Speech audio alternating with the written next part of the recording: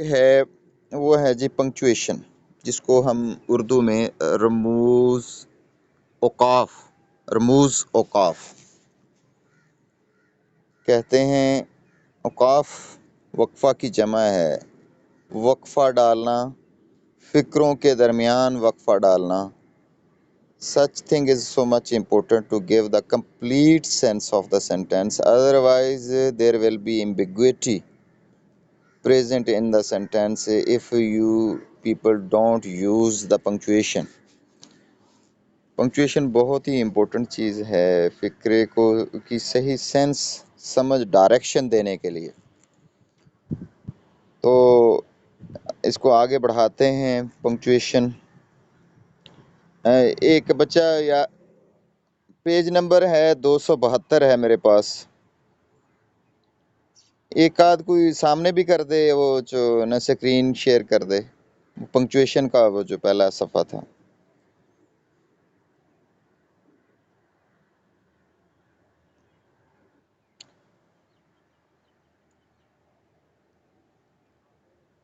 निकल आया 200। हाँ, मेरे पास तो 272 है। अच्छा, आप कंटेंट में से भी देख सकते हैं हाई स्कूल ग्रामर की। अच्छा, एक बच्चा वो शेयर कर दे page, first page.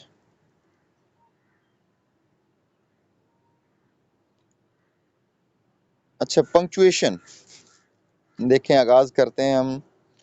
Punctuation derived from the Latin punctum a point, जिसके मानी पॉइंट के मानी में है, means the right use of putting in points or stops in writing. जिसका मतलब है कि दुरुस्त तरीके से जो पॉइंट्स और स्टॉप्स, वक्फों का इस्तेमाल करना राइटिंग के अंदर। दुरुस्त use of points or stops, ये वक्फे हैं, इनका दुरुस्त तरीके से इस्तेमाल करना राइटिंग में, ये पंक्चुएशन कहलाता है।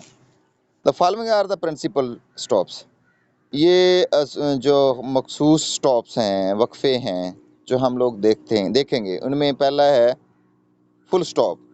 फुल स्टॉप की अलामत भी आगे दी गई है, ये भी एक वक्फा है। कॉमा, ये भी एक वक्फा है। सेमी कॉलन, ये भी एक वक्फा है, आप इसकी अलामत देख रहे हैं, कॉमा और ऊपर फुल स्टॉप। कॉलन है, ये दो नुक्ते इक्वल, ये भी एक वक्फा है।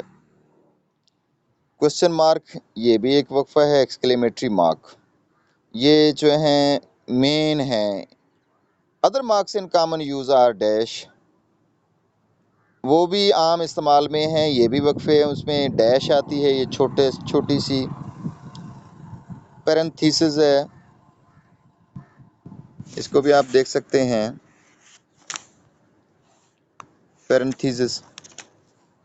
और ये जो ब्रैकेट, इन्वर्टेड कॉमास जो हम ऊपर आप लोग देखते हैं, उसमें क्या कहते हैं, डायरेक्ट एंड डायरेक्ट में इन्वर्टेड कॉमास हमें नज़र आते हैं, और जिसे कोटेशन मार्क्स भी कहा जाता है। कोटेशन मार्क्स, कोटेशन लिखने के लिए भी हम इसको यूज़ करते हैं। These are the stops, principal stops, इन्हें प्रिंसिपल स्टॉप्स कहा जाता है। ये वक्फे हैं, स्टेटमेंट चल रही होती है, फ़िक्रा चल रहा होता है, उसके दरमियान में जो वक्फ़ा हम डालते हैं, तो इन वक्फ़ों को यूज़ करते हैं हम लोग सेंटेंस के अंदर, और सही सेंस और सिमत और जो है डायरेक्शन देने के लिए सेंटेंस के अंदर हम इनका इस्तेमाल करते हैं।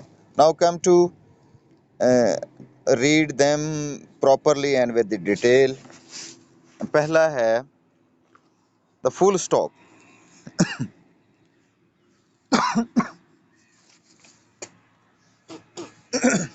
अच्छा, फुल स्टॉप, फुल स्टॉप है represents the greatest pause and separation. Full stop नुमाइंदगी करता है कि ये सबसे बड़ा वक्फा और अलहदा करने वाली चीज़ है, यानी सबसे बड़ा जो वक्फा है, जो बहुत दूर तक जो वक्फा डाला जाता है और या अलहदा करने के लिए ये चीज़ इस्तेमाल की जाती है, उसे फुल स्टॉप कहते हैं। It is use to mark the end of the declarative. ये आता है डिक्लेरेटिव सेंटेंस के लास्ट पे। डिक्लेरेटिव कोई भी बयानिया फिक्रा, बयान करना कोई भी चीज़। आर इम्पेरेटिव सेंटेंसेस, या ये आता है इम्पेरेटिव सेंटेंसेस के लास्ट पे। इम्पेरेटिव हुक्मिया फिक्रे, यानी कम आउट, बाहर चले जाओ, बाहर चले जाओ, बाहर आ जाओ, या हम कहते हैं गो आउट, बाहर चले जाओ, या हम किसी तरीके से कहते हैं shut the door, please don't shut the door, don't speak. तो ये जो फिक्रे इम्पेरेटिव कहलाते हैं, इनके आखिर में, दो फिक्रों के आखिर में ये आता है डिक्लेरेटिव और इम्पेरेटिव। यानी आम सादा फिक्रे, इनको सवालिया फिक्रे के दरमियान उसके लास्ट पे नहीं आप लिख सकते फुल स्टॉप, इसलिए उसने दो अलग कर दिए हैं, डिक्लेरेटिव और इम्पेरेटिव। अच्छा, जैसा कि dear patient, gentle, noble, nil and dead, ये लास्ट पे उसने दिया हुआ है। उसके बाद यानी फिक्रे के लास्ट पे हम फुल स्टॉप का यूज़ करते हैं। Number 2, the full stop can be used in abbreviations. Full stop का इस्तेमाल हम लोग एब्रीविएशन में करते हैं, पर they are often omitted in the modern style, लेकिन आजकल इसको इस्तेमाल नहीं किया जाता। एब्रीविएशन क्या है? जैसे कि MA, master in arts, MA, और देखें कि आप इसके अंदर उसने यूज़ किया हुआ है MA, M और A के दरमियान में फुल स्टॉप का यूज़ उसने किया है, लेकिन साथ उसने मॉडर्न भी बता दिया कि MA इकट्ठा ऐसे डालते हैं। मॉडर्न स्टाइल में ये इसको ख़त्म कर दिया जाता है, ओमिटेड कर दिया जाता है। और इसी तरीके से आगे है MP, या उसके साथ UNO,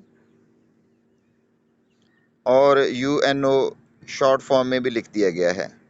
तो एब्रीवेशन के अंदर आजकल इसका इस्तेमाल नहीं होता, लेकिन ऐसे हम एब्रीवेशन में इस्तेमाल करते हैं, MBBS, और अगर ना करें तो वो भी ठीक है। Note that in current English Mister और मिसेस अक्कर विदाउट अ फुल स्टॉप। वो कहता है कि मिस्टर और मिसेस के दरमियान में भी, लास्ट पे भी हम लगाते हैं फुल स्टॉप, लेकिन ये भी आजकल मॉडर्न इंग्लिश में इस्तेमाल नहीं होता, as they have come to be regarded as the full spellings. और इसको आप पूरे स्पेलिंग ही समझें। अच्छा, हमने देखा है कि फुल स्टॉप दो जगह पे हमने देखा है, एक तो फिक्र डिक्लेरेटिव और इम्पेरेटिव सेंटेंसेस के लास्ट पे, यानी कोई भी आम सादा फिक्रा है उसके लास्ट पे हम लोग इसको लिखते हैं। दूसरा हमने देखा है कि ये आते हैं एब्रीवेशन के बाद, और मॉडर्न में वो कहता है कि एब्रीवेशन उसी तरह सादा लिखी जाती है, ज़रूरी नहीं कि इसका यूज़ किया जाए। ये दो जगह पे हमने फुल स्टॉप को देखा है। वैसे इधर तो नहीं, मैं कॉमनली ऐड कर दूं कि जो सवालिया फ़िक्रा होता है वहाँ फुल स्टॉप नहीं होता, क्वेश्चन मार्क होता है, और उसका क्वेश्चन मार्क अपना ही वो जो फुल स्टॉप होता है जो नीचे हम लोग क्वेश्चन मार्क के नीचे लिख देते हैं। अच्छा, क्लियर है फुल स्टॉप बच्चे? हेलो? हाँ, दो जगह पे हमने देखा। तीसरा हम आ जाएं मोस्ट इम्पोर्टेंट स्टॉप्स या पॉइंट्स, जो बहुत ही अहम है। ये बच्चों को आमतौर पे समझ नहीं आती, फुल स्टॉप कॉमा कहाँ लगाना है। तो कॉमा के लिए इसको सही समझ लिया जाए तो मेरे ख्याल में काफ़ी हद तक आपके मसले हल होते हैं पंक्चुएशन के बारे में। बाकी चीज़ें आसान हैं, कॉमे को समझना मुश्किल है, मैं समझता हूँ। You should give a fully concentration for it. अच्छा, उसमें कॉमा है, कॉमा जो हम नीचे, इन्वर्टेड कॉमास ऊपर होते हैं, और जो कॉमा है वो नीचे हम इसका यूज़ करते हैं, सिंगल कॉमा का यूज़ किया जाता है नीचे वाली साइड पर टू सेपरेट। अच्छा, कॉमा कहता है रिप्रेजेंट्स द शॉर्टेस्ट पॉज, ये सबसे छोटा वक्फा देने के लिए इस्तेमाल किया जाता है। और सबसे बड़ा कौन सा था? सबसे बड़ा फुल स्टॉप, और सबसे छोटा यानी बहुत जल्द चीज़ जो जहाँ वक्फा जो वक्फा का इस्तेमाल हम करते हैं वो है कॉमा। और सबसे बड़ा बहुत दूर यानी देर बाद जो यूज़ करते हैं हम वो फुल स्टॉप है, और सबसे जल्दी किस चीज़ का जो इस्तेमाल होता है वो है comma. Shortest pause and is used कहाँ इस्तेमाल करते हैं हम? To separate series of words in the same construction. अगर एक ही तरतीब के अंदर कहता है कई अल्फाज आ जाएं, सीरीज ऑफ वर्ड्स आ जाएं, सीरीज ऑफ वर्ड्स चाहे नाउन की हो, वर्ब की हो, एडवर्ब की, एडजेक्टिव की, मुसलसल एडजेक्टिव आ जाएं, मुसलसल एडवर्ब आ जाएं, मुसलसल नाउन्स आ जाएं, तो इनको अलग करने के लिए पहले तो हम इसका इस्तेमाल करते हैं। यानी सेम कंस्ट्रक्शन में एक ही तरतीब के अंदर अगर वर्ड्स आ रहे हैं, सीरीज ऑफ वर्ड्स आ रहे हैं, तो फिर हम यूज़ करते हैं। कैसे? England, France and Italy formed an alliance. Alliance Italy ने यानी जो इत्तेहाद बनाया है। इंग्लैंड ये एक ही तरतीब में इनकी सीरीज आ रही है, फ्रांस एंड इटली। आप लोग इसको देख रहे हैं कि ये एक ही सेम कंस्ट्रक्शन के अंदर एक ही बनावट इनकी एक जैसी हो और सीरीज हो, मुसलसल वर्ड्स आ रहे हों, तो हम वहाँ कॉमे का इस्तेमाल करते हैं। ये था नाउन की शक्ल में हम देखते हैं। He lost lands, money, reputation and friends.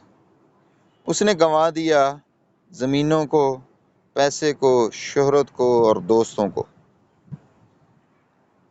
Lands, money, reputation and friends हम इनके दरमियान में इस्तेमाल कर रहे हैं। आगे है it was a long dull and wearisome journey. Adjective का इस्तेमाल भी उसने करवा दिया है, आप इसको भी आप देख सकते हैं। It was a long dull and wearisome journey.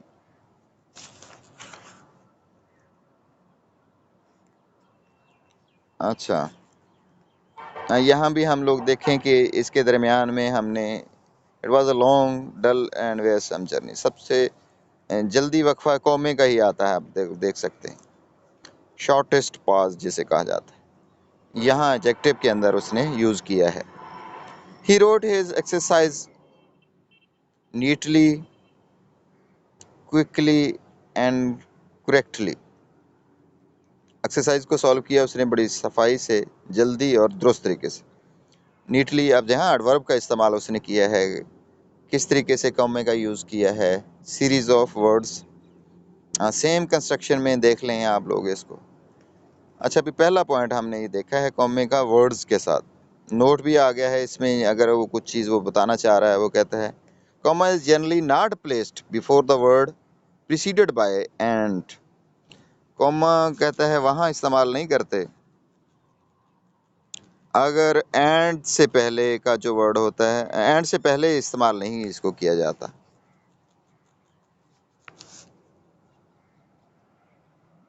मसलन आप लोग पीछे वाले वर्ड्स में जो सेंटेंसेस में देख सकते हैं कि जैसे इंग्लैंड, कॉमा, फ्रांस, एंड आ गया।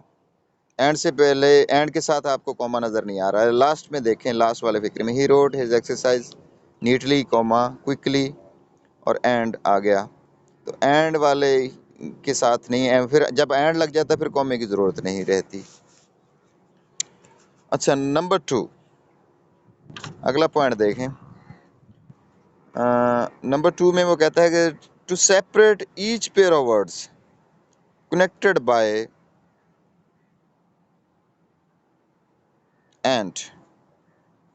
Separate each pair of words, जोड़ा, अल्फाज का जोड़ा, उनको अलग करने के लिए जो एंड से जोड़ा गया हो। एंड से जोड़ा गया दो अल्फाज का मजमुआ यानी कपल या जिसको आप पेयर कहते हैं, उनको अलग करने के लिए यहाँ हमने देखा था पीछे वर्ड्स को अलग करने के लिए, अब आ जाएगा पेयर ऑफ वर्ड। पेयर की शक्ल के अंदर भी हो सकते हैं वर्ड्स। कैसे? We should be devout and humble and comma cheerful and serene, मुत्तकी परहेजगार, हम्बल। देखें इसका डिवोट एंड हम्बल इकट्ठा कर दिया उसने, इसको कहते हैं ईच पेयर ऑफ वर्ड्स। फिर कॉमा लगाया उसने, चेयरफुल एंड सीरीन, खुश और पुरसुकून होना चाहिए हमें। और फिर आगे आप लोग यहाँ कॉमे का इस्तेमाल देख सकते हैं, उसने किया है डिवोट एंड हम्बल, ये एक पेयर को अलग कर दिया उसने। फिर चेयरफुल एंड सीरीन, इसको अलग कर दिया है। अच्छा, ये जोड़ा, एक और जोड़ा आप लोग देख सकते हैं, शाबाश। High and low, rich and poor, जो अमीर गरीब क्या कहते हैं, बुलंदो बाला और बस्ती में रहने वाले, अमीर गरीब। देखें इनका आपस में कैसे पेयर का अलग अलग किया उसने। वाइज एंड फुलिश, और अक्लमंद और बेवकूफ़, सब। मस्ट ऑल डाई, सब ने मर जाना है। आप इसको पेयर देख सकते हैं। To separate each pair of words, each pair of words, words का pair, high and low, rich and poor, wise and foolish, इनके आपस में जोड़े बनाए और इस तरीके से उसने अलग कर दिया, और सेम कंस्ट्रक्शन में, मस्ट ऑल डाई। अच्छा, उसके बाद है आफ्टर अ नॉमिनेटिव। ये क्लियर हो गया भाई, दूसरा हमने देखा ईच पेयर ऑफ वर्ड्स को। उसके हाँ, हाँ क्लियर है ये। अच्छा, तीसरा पॉइंट है कॉमा के बारे में। After a nominative absolute, nominative absolute के बाद हम कॉमे का इस्तेमाल करते हैं। अच्छा, यहाँ ये रफट पड़ेगा नॉमिनेटिव एब्सोल्यूट का। किसी को पता है नॉमिनेटिव एब्सोल्यूट किसे कहते हैं? Anyone from you have a concept? अच्छा, नॉमिनेटिव एब्सोल्यूट होता है जब हम दो सादा फिक्रों को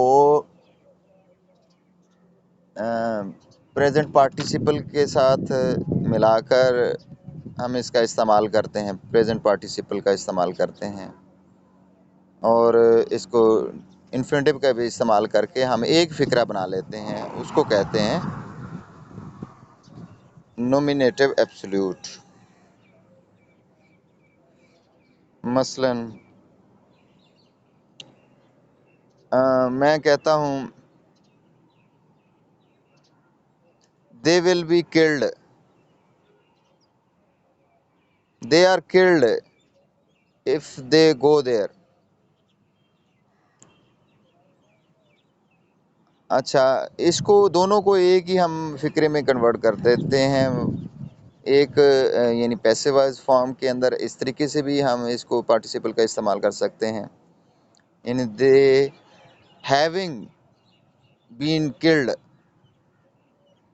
दे की जरिए having been killed if they go to, if they go there. Having been killed, वो उसको पिछले को अगले के साथ मिलाकर कॉमे का इस्तेमाल कर देते हैं बाज़ को। पहले तो अलग अलग फ़िक्रे थे। या हम और एक मिसाल लेते हैं, जैसे ही eaten food, he went to college.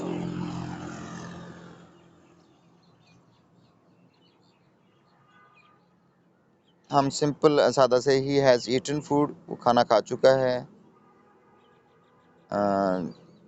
या हम कह देते हैं he will go to college, वो कॉलेज जाएगा, वो खाना खा चुका है।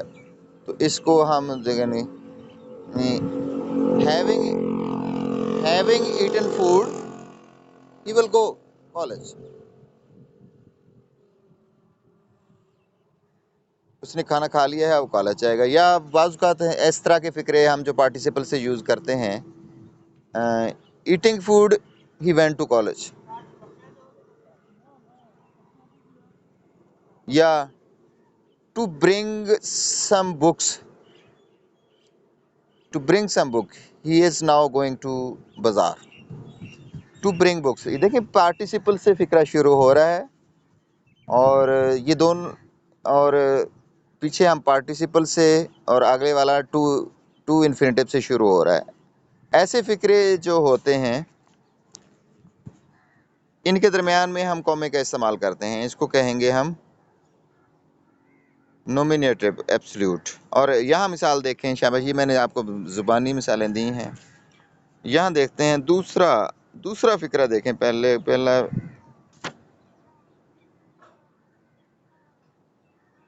दूसरे फिक्रे की आपको सही समझ आ जाएगी। वो कहता है the wind being favourable the squadron sailed. आप देखें फेवरेबल, वो कॉमा के दरमियान कॉमा लगा दिया। या वो कहता है the genius making me no answer I turn about to address myself to him a second time. तो इस तरीके से प्रेजेंट पार्टिसिपल का इस्तेमाल करके हम कॉमे का जहाँ इस्तेमाल करते हैं इसको कहते हैं नॉमिनेटिव एब्सोल्यूट के साथ। नंबर 4, जहाँ हम कॉमे का इस्तेमाल करते हैं नंबर 4, वहाँ देखें to mark of a noun और फ्रेज इन अपोजिशन। अपोजिशन में फ्रेज और नाउन को अलग करने के लिए, मार्क करने के लिए,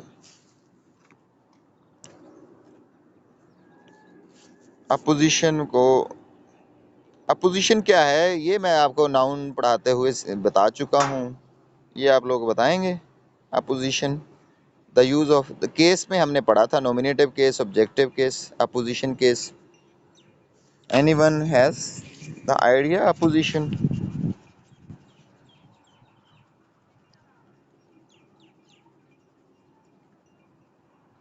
अच्छा चलो, अपोजिशन कहते हैं जैसे हम लोग, मैं आपको मिसाल दूं इसकी। हम लोगों ने देखा था कि Akram secretary of this area, now is coming. हम लोग देखें कि सेक्रेटरी ऑफ दिस एरिया, इस तरीके से अपोजिशन है। यहाँ भी आप लोग इसका अपोजिशन का यूज़ देख सकते हैं। और जो अपोजिशन होता है हिस्सा, अपोजिशन वाला हिस्सा, वो चाहे नाउन की शक्ल में हो, चाहे वो अपोजिशन एक फ्रेज की शक्ल में हो। बिल्कुल बिल्कुल, शाबाश, अच्छी मिसाल दी, गुड। ऐसे बोला करें यार, मुझे ना क्लियर हो जाता है कि आपको समझ आ गई। हाँ, ग्रेट पोइट, वही वाला।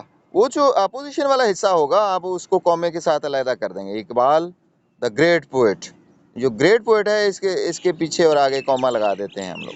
तो इसकी मिसालें आप लोग नीचे देखेंगे। Paul the apostle was beheaded in the rain of narrow. दूसरा देखें, काफ़ी आसान है। Milton the greatest English poet was blind.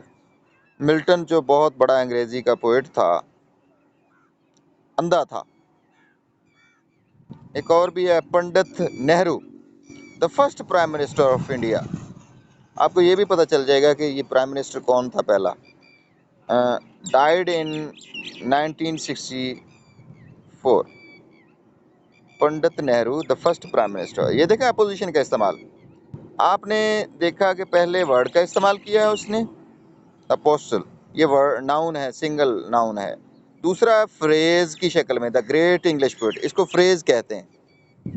और आगे भी फ्रेज का इस्तेमाल किया है, the first prime minister of India. First prime minister of India ये नाउन नहीं है भाई, ये इसको नाउन फ्रेज कहेंगे, यानी सिंगल वर्ड नहीं है, ये फ्रेज की शक्ल में है। फ्रेज में और आम वर्ड में क्या फ़र्क होता है मैं ये भी बता चुका हूँ आई थिंक। फ्रेज क्या होता है, शाबाश?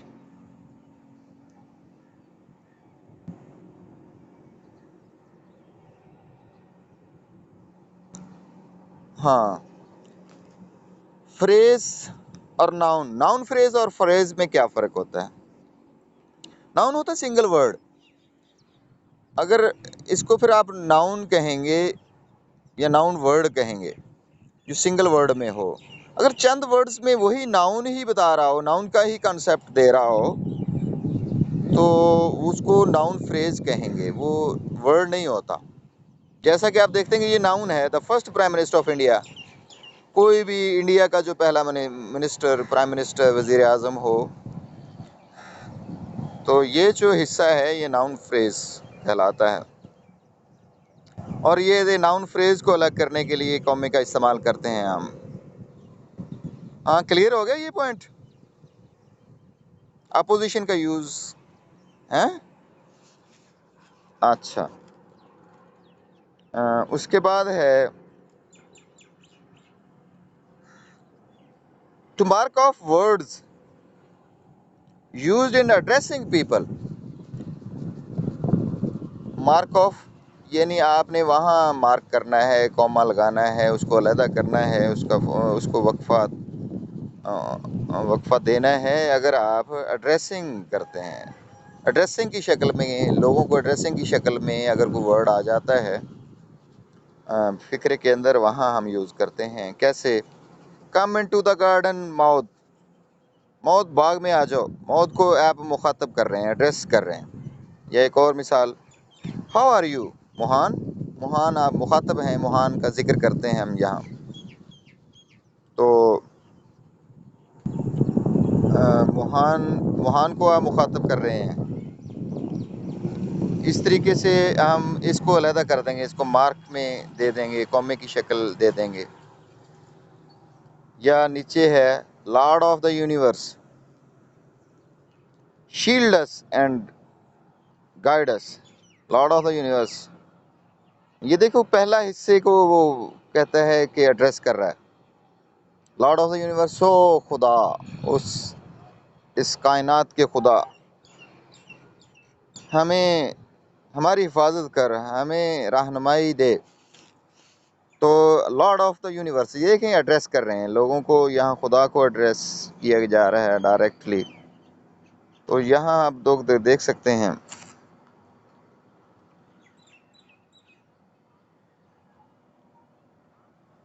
हाँ जी।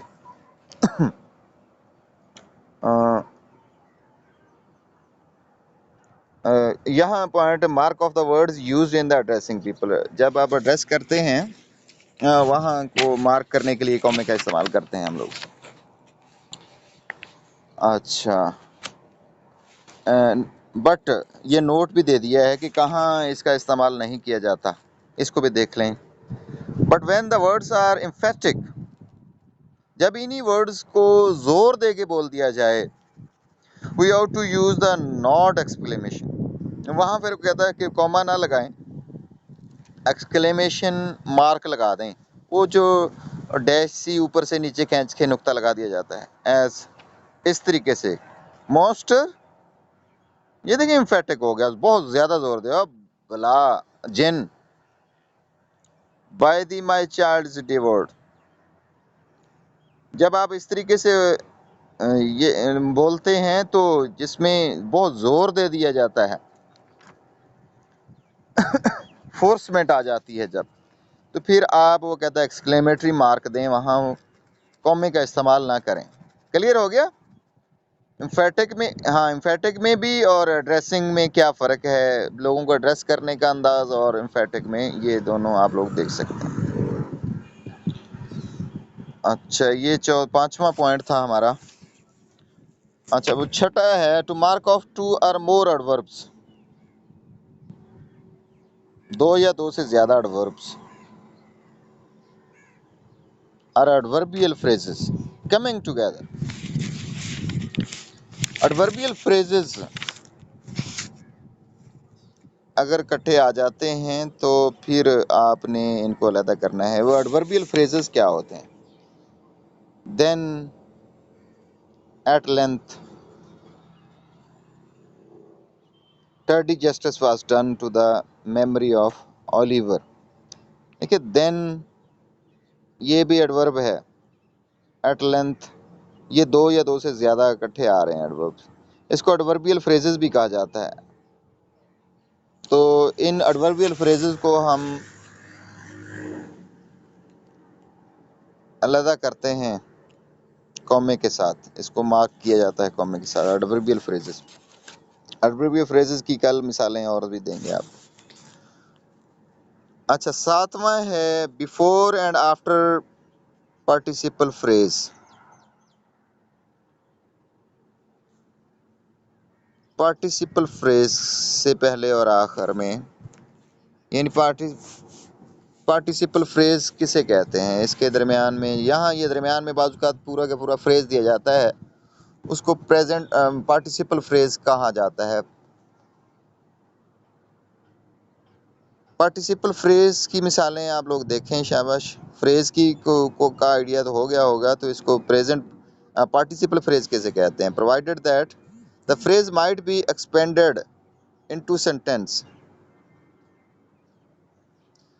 हाँ, वो इस सूरत में वो कहता है कि फ्रेज को एक सेंटेंस बना दिया गया हो, इतना फैला दिया गया हो, फ्रेज ना रहे, वो सेंटेंस तक फैल चुका हो। And is not used in the merely qualifying sense, और वो क्वालिफाइंग सेंस में इस्तेमाल ना हो रहा हो, किसी चीज़ की वैसी जस्ट वजाहत ना कर रहा हो। फ्रेज क्वालिफाइंग से मुराद ये है कि यानी वो एडजेक्टिव की शक्ल में इस्तेमाल ना हो रहा हो।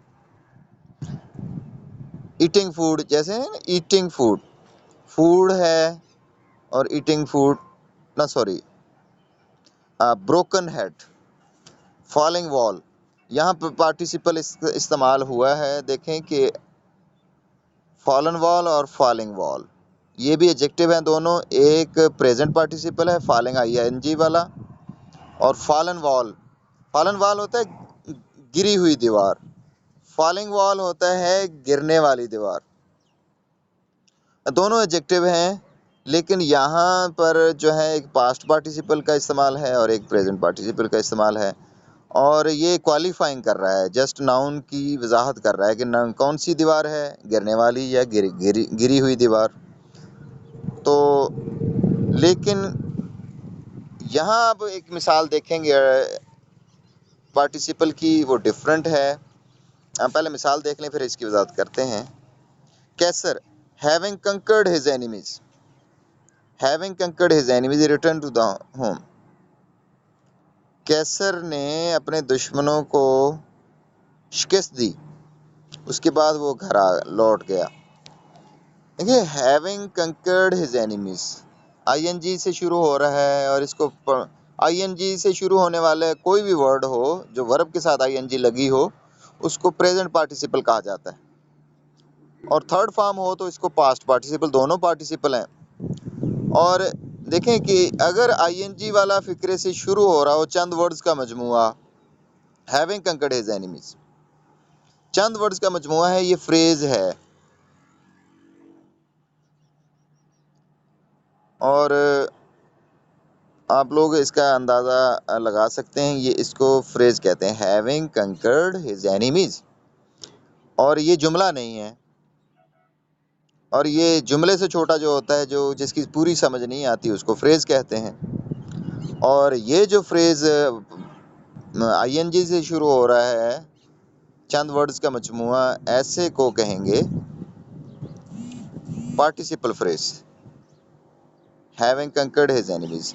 जैसा कि इन द रूम भी फ्रेज है भाई। देखिए, ना तो ये जुमला है ना वर्ड है, चंद वर्ड्स का मजमुआ, इसको फ्रेज कहेंगे। In the room, in the crops, in the well,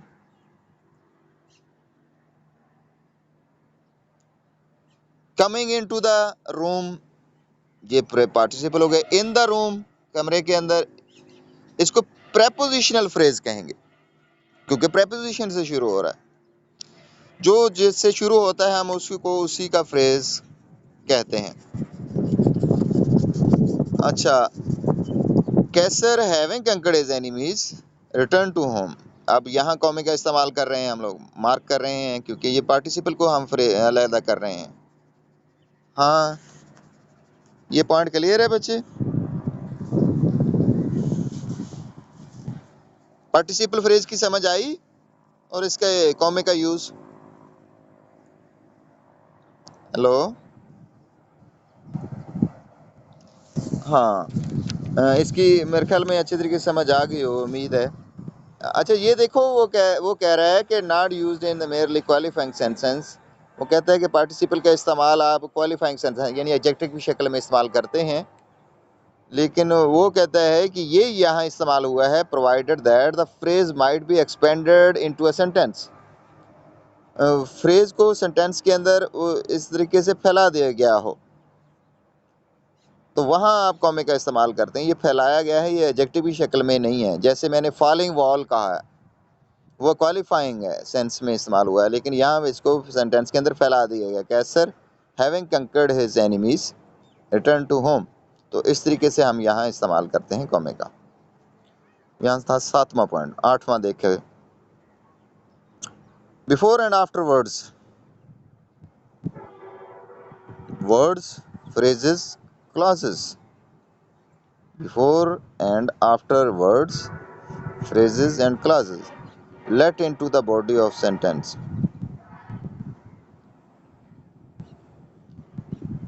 वो कहता है कि वर्ड्स से पहले और आखिर में, फ्रेजेस के और क्लासेस के आखिर में, अगर इन्हें किसी सेंटेंस के अंदर धकेल दिया गया हो, जैसा कि he did not however gain his object, उसने बरकैफ अपना मकसद नहीं पाया। हाउएवर यहाँ वर्ड है, ये वर्ड धक्के से धकेल दिया गया है।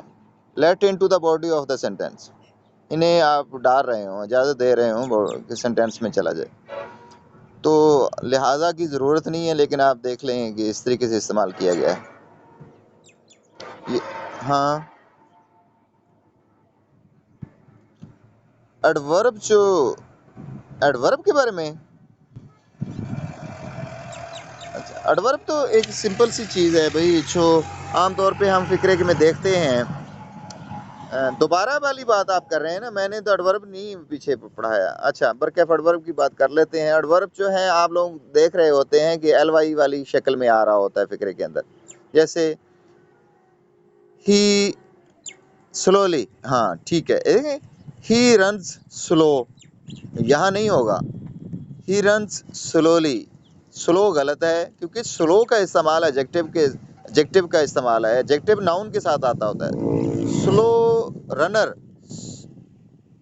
ठीक है, नाउन के साथ आप लगा सकते हैं। स्लो रनर तो ठीक है, लेकिन आप यहाँ वर्ब के को क्वालिफाई करने के लिए यूज़ करते हैं वर्ड। वर्ब का इस्तेमाल एलवाई की शक्ल में होता है, सम टाइम की शक्ल में होता है, और इन द रूम ये एडवर्ब है, ऑन द रूफ ये सारे एडवर्ब हैं जो प्लेस का बता रहे होते हैं।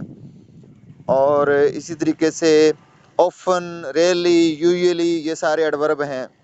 ये फिक्रे के शुरू में फाइल के बाद हम इनका यूज़ करते हैं। और एडवर्ब जो है कैसे इस्तेमाल होता है, टाइम जितने भी हैं सारे एडवर्ब होते हैं, जो भी टाइम है, प्लेस जो भी आप बता रहे होते हैं सारे एडवर्ब होते हैं। इन द क्रॉप्स है, ऑन द रूफ है, ये सारे एडवर्ब हैं। Clear adverb. और एल वाई वाली शक्ल में इस्तेमाल होता है, इसको एडवर्ब ऑफ मैनर कहा जाता है। Adverb of manner, adverb of manner बनाए जाते हैं हम एडवर्ब एडजेक्टिव से बनाते हैं। जैसे स्लो है, स्लो का मानी होता है सुस्त रफ्तार, तो ये स्लो एडजेक्टिव आप नाउन के साथ लगाते हैं। स्लो बॉय, वो उसको चाहे आप जो मर्जी ले लें, चाहे वो पढ़ने में स्लो है, चाहे भागने में स्लो है, वो आप पिछले सेंटेंस के मुताबिक इसी स्लो के साथ एलवाई लगा दें, ये एडवर्ब ऑफ मैनर बन जाता है, स्लोली। तो इस तरीके से हम इसको एडवर्ब ऑफ मैनर कहते हैं। अच्छा, शाबाश, पूछ लिया करो जो नहीं आइडिया। वो कुछ बात बच्चे वैसे ही नहीं पूछते, वो शर्म के मारे वो बिल्कुल ही रह जाते हैं, उनको भी कॉन्सेप्ट क्लियर हो जाए। बेसिक ग्रामर के कॉन्सेप्ट क्लियर करना भी ज़रूरी है। अच्छा, यहाँ हमने देखा है कि after words, before and after words, यहाँ हाउएवर है जी, ये वर्ड है। It did not however gain his object. However, ये देखें, हाउएवर से पहले और हाउएवर के बाद ये वर्ड है। फ्रेज देखें, फ्रेजेस का उसने इस्तेमाल किया। ये फ्रेज की भी आपको सही समझ आ जाएगी, क्योंकि बार बार इस्तेमाल हो रहा है। It is mind after all which does the work of the word, दुनिया का काम करने वाली चीज़ दिमाग ही होता है। आफ्टर ऑल देखें, आफ्टर ऑल से पहले और ये फ्रेज है, फ्रेज के आगे पीछे लगाया। अच्छा, his behaviour to say the least was very rude, उसका जो रवैया था जो कुछ भी उसने थोड़ा सा भी कहा, वो भी बहुत बुरे तरीके से कहा था, वो बहुत ही बुरा था। अच्छा, टू से द लीस्ट, थोड़े से थोड़ा कहना, ये भी जो फ्रेज है टू से द लीस्ट, कम से कम कहना। फ्रेज के सिर्फ इससे पहले देख लें और इसके बाद देख लें comma. His story was in several veg improbable, कहानी को देखा गया कई तरीकों से जो कि नाकाबिले यकीन है, गलत है। इन सेवरल वेज, इसको भी आप फ्रेज कहेंगे, वो चंद वर्ड्स हैं ना, तो एक सिंगल वर्ड है ना, या क्लास। इस क्लास इसलिए नहीं कह सकते इसमें क्योंकि इसका अपना सब्जेक्ट होना ज़रूरी है, उसको क्लास कहते हैं। आप आगे उसकी मिसाल भी देख लेंगे। इसके और आखिर दरम्यान में, let there be no strife I pray thee between thee and me, let there be no strife. कहता है कि यहाँ हम लड़ाई ना करें हम, मैं इसकी दवा देता हूँ तुम्हारे और मेरे दरमियान में, ताकि लड़ाई ना हो। अच्छा, आई प्रे दी, देखिए आई प्रे दी ये पूरी क्लास है क्योंकि इसका अपना सब्जेक्ट है, क्योंकि आई आ गया इसमें, क्योंकि पीछे में आप देखेंगे कि उसमें अपना सब्जेक्ट नहीं होता, ऐसे को क्लास कहते हैं। इसके और पहले और आखिर में आप देख सकते हैं, द ऐसे writers whose works consisted in a great measure of short moral dissertation set the literary taste of the age। अब यहाँ भी क्लास का इस्तेमाल कर रहा है, क्लास को दरमियान में उसके आखिर में कॉमा डाला। जब इसके दरमियान में जब वर्ड डाल दिए जाते हैं, फ्रेज हो, क्लास हो या सेंटेंस हो, कैसे डाला है उसने, वो कहता है कि जैसे राइटर होते हैं जिनका काम works consisted in a great measure of short moral dissertation, बयान, मुकाला, छोटा सा इखलाकी मुकाला पर मुश्तमिल, जिनका काम होता है set the literary taste of the age. वो अपने दौर का बता रहे होते हैं, जो लिटरेरी टेस्ट क्या है इसका, इस बंदे का, या ऐसी चीज़। तो देखें, हुज वर्क्स कंसिस्टेड, जिनका काम मुश्तमिल होता है in great measure of short moral dissertation, इखलाकी मुख्तसर इखलाकी मुकाले की शक्ल में, जिनका काम होता है। ये देखें कि ये क्लास है और इसके और आखिर में इनको दरमियान में फ़िक्रे में डाला गया है, और ऐसी क्लास जो डाली गई हो वो उसका हिस्सा होती है लेकिन लगती नहीं है, ये जैसे डाल दिए गए हैं। तो इसके और आखिर में कॉमे का हम इस्तेमाल करते हैं। ये पॉइंट हमने देखा है कि before and after words, phrases, clauses let into the body of the sentence, इनके दरमियान जो हम डाल दिए गए हों सेंटेंस के दरमियान में, ऐसे उसमें हमने हाउएवर देखा है वर्ड की शक्ल में, आफ्टर ऑल फ्रेज की शक्ल में, to say the least prepositional phrase की शक्ल में, इन सेवरल वेज ये भी प्रेपोजिशनल फ्रेज की शक्ल में, आई प्रे दी ये क्लास है क्योंकि ये सब्जेक्ट से शुरू हो रही है, whose works consisted in great measure of the short moral dissertation ये भी क्लास है जिसका अपना सब्जेक्ट है, whose works। तो द पीपल ऑफ ऑर्लियन, एक फिक्रा रहता भी है, the people of Orleans which they first saw her in their city thought she was an angel। Orleans के जो लोग थे, जब उन्होंने देखा था अपने शहर के अंदर उसे, तो उन्होंने समझा था कि ये एक फरिश्ता है। तो when they first saw her in their city, इसके ये दरमियान में डाली गई है, या डाला गया है, जो भी है। आप लोग मुझे बताएंगे शाबाश, ये क्लास है, वर्ड है या सेंटेंस है? ये आप लोगों से पूछूंगा मैं, कोई बताए। when they first saw her in their city, ये इसके और आखिर के दरमियान में कॉमा डाला गया है, आप लोग इसको देख सकते हैं। हाँ बच्चे, मुझे बताएंगे आप लोग, ये फ्रेज है, क्लास है या वर्ड है। इसके इससे पहले और इस हाँ हाँ, ये जो सेंटेंस मैंने बोला है, व्हेन दे फर्स्ट सा हर इन देयर सिटी, इसके और शुरू में और आखिर में कॉमा लगाया गया है। आप लोग बता सकते हैं कि ये क्या है? क्लाज है, फ्रेज है, या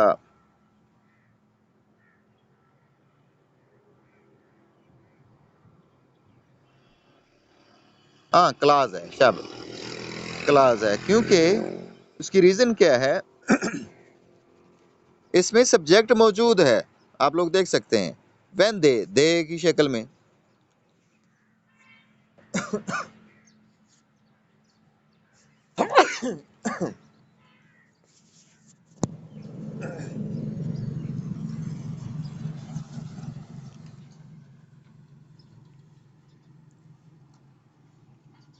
अच्छा, हाँ जी, ये क्लास थी और इसके आगे और पीछे हमने कॉमे का इस्तेमाल किया। अच्छा, यहाँ हमने देखा कि इस पॉइंट के अंदर वर्ड्स, फ्रेजेस और क्लासेस को, इसकी समझ आई है कुछ,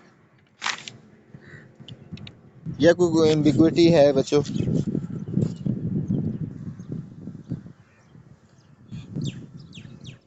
आ गई है, चलो आगे चलते हैं। अच्छा, 9वां पॉइंट देखें, to indicate the omission of a word. Indicate करने के लिए omission of the word, words आप खत्म कर रहे हैं कहीं, उसको इंडिकेट कर किया जा रहा है कि यहाँ वर्ड हज़फ किया गया है। स्पेशली वर्ब, खास तौर पे जब वर्ब का इस्तेमाल हम ख़त्म कर देते हैं। कैसे? वो कहता है कि Rama received a Parker pen, यहाँ उसने सेमीकोलन का इस्तेमाल किया है। Harry a watch.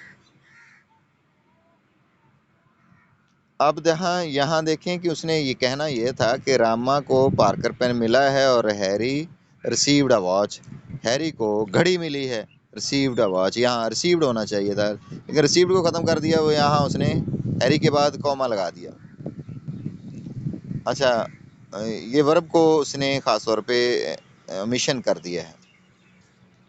एक और मिसाल देखें, शी वॉज अ ब्राह्मण, ब्राह्मण थी वो। सेमीकोलन मज़ीद वो फ़िक्रे को आगे बढ़ा रहा है। वो कहता है कि जब सेमीकोलन वहाँ लगाते हैं जब धक्के से आगे फ़िक्रे को ले जाया जाए, नहीं ख़त्म करना चाहता। शी खाली जगह राजपूत, वो कहता है कि वो ब्राह्मण थी और वो ये ब्राह्मण थी, वो राजपूत थी, वो ब्राह्मण था, वो राजपूत थी। अच्छा, यहाँ उसने वाज को ख़त्म किया है, आप लोग देख सकते हैं। ठीक है, वाज यानी वर्ब को ओमिशन किया है उसने, और एक्चुअल वो ये बता रहा है कि यहाँ वर्ब को मिशन किया गया है, तो हम कॉमे का इस्तेमाल यहाँ करेंगे। अच्छा, एक और मिसाल देख लें, फिर मैं आपसे पूछता हूँ। ही विल सक्सीड, वो कामयाब हो जाएगा।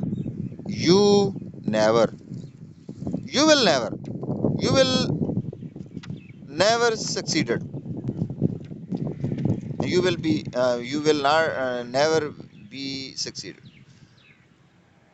यहाँ वो विल और सक्सीडेड को, विल बी सक्सीडेड को उसने ख़त्म कर दिया है, यू नेवर कर दिया है।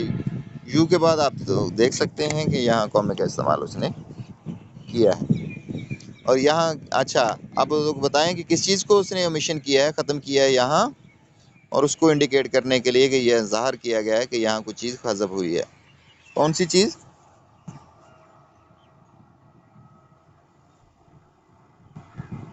यानी वर्ब को आप सिंपल कह दें, वर्ब को जब आप हज़फ करते हैं, ख़त्म करते हैं, तो वहाँ पर हम लोग देख सकते हैं कि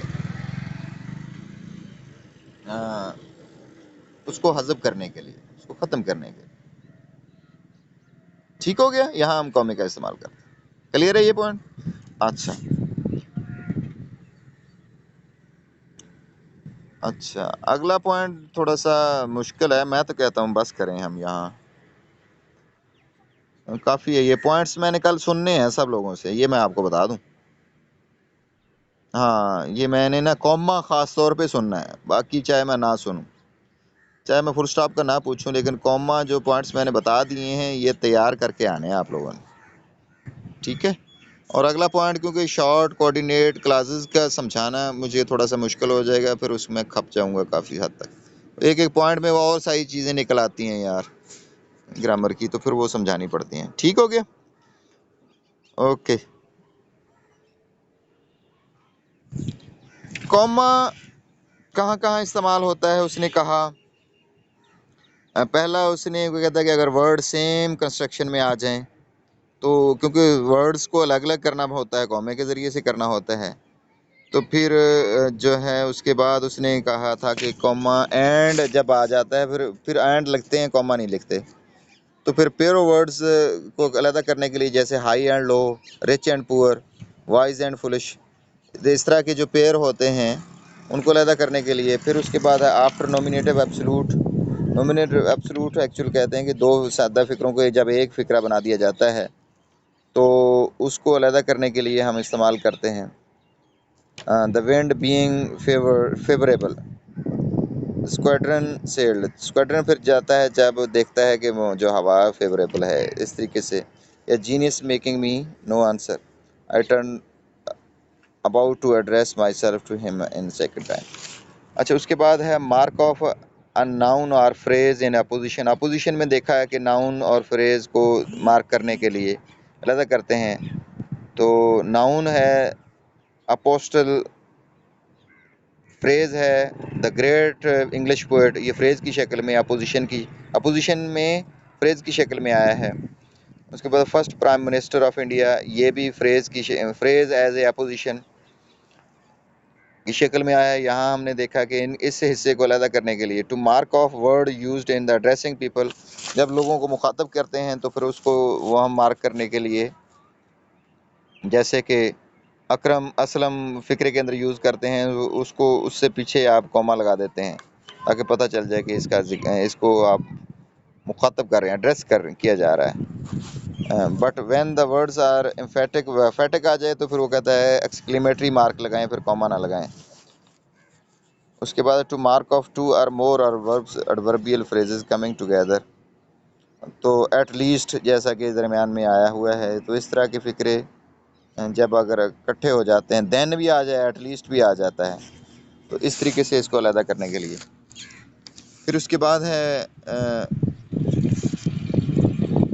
पार्टिसिपल फ्रेज को अलग करने के लिए, जब उसको फैलाया जाए जाके वो क्वालिफाई एडजेक्टिव की शक्ल में ना हो, फिक्रे के अंदर वो फैलाने के लिए इस्तेमाल हो। जैसे Caesar having conquered his enemies, conquered, having conquered in his enemies, ये हैविंग जो है ये पार्टिसिपल है, तो इसको हम अलग करने के लिए। फिर उसके बाद हमने देखा कि वर्ड्स, फ्रेजेस और क्लासेस जब उसको बॉडी में डाल दिया जाता है, जैसे हाउएवर डाल दिया गया है, आफ्टर ऑल डाल दिया गया है, टू से द लीस्ट डाल दिया गया है, in several ways, I pray thee whose work consisted in a great measure of a short moral dissertation, ये क्लास की शक्ल में डाल दिया गया है फिक्रे के दरमियान में। और उससे 9वां पॉइंट था to indicate the omission of a word, especially verb, जब वर्ड को ख़त्म किया जाता है फिक्रे के अंदर, ख़ासतौर पे वर्ब को ख़त्म करने के लिए फिर हम इस्तेमाल करते हैं कॉमे का। हाँ जी, ठीक हो गया। हाँ, शाबाश, इसको आप लोग मज़ीद एफ़र्ट करें और फिर मुझे कल बताएंगे, तो फिर हम लोग इंशाल्लाह नेक्स्ट पढ़ेंगे। ओके, अल्लाह हाफ़िज़।